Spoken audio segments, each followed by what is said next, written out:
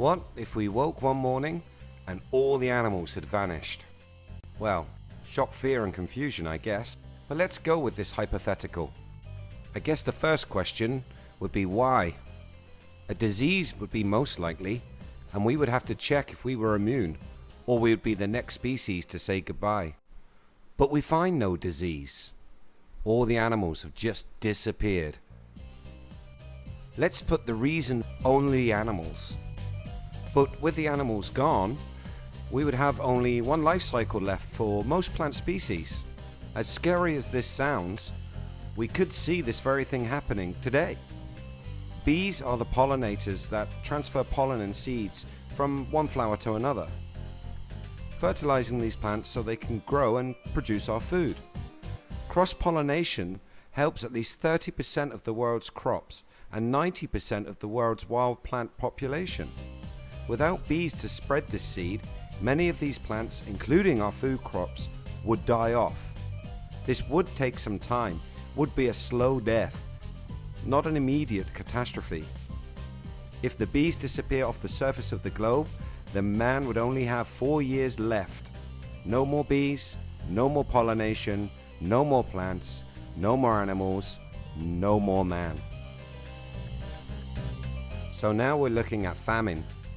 250 million tons of meat is consumed at an average of 224 grams per day per person. With no animals around to meet this demand, we would see massive famine. The longer the time passes without animals, the more deadly things become. Now, with people starving to death and the plants dying, the rot sets in. The corpses polluting the air, the ground and the water. The Earth's surface would literally rot as dead vegetation piled up and dried out, closing the channels of the nutrient cycles. Other complex forms of vegetation would die off also. And with them, all but a few remnants of the land vertebrates would survive. I, for one, would not fancy living in a world filled with rotten carcasses, no matter how much I enjoy The Walking Dead. Now time is really against us. The world has become apocalyptic, a living hell for many. On a positive note, there may not be disease.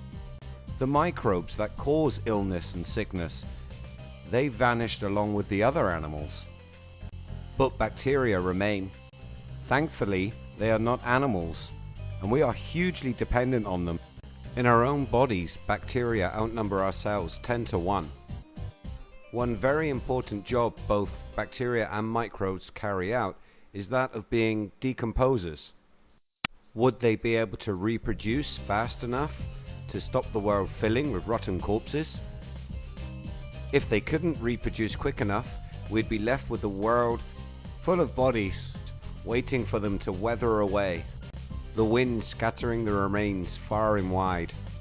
With the decomposition cycle now broken, and no animals foraging and no plants left behind, we would see an increase in desertification, this leading to dust storms and yet more air pollution. The earth growing more and more toxic daily. The systems that cleaned the planet crumbling. That produced the air we could breathe, they would have collapsed. CO2 levels would rise, along with many other toxic gases. Eventually, Earth would become a barren rock. No plants, no animals, and no life. A dead rock, a hollow monument to when life flourished. So, next time you tuck into a juicy steak or swat away a fly, be thankful, as all life from large to small is here helping maintain the status quo on our special blue planet.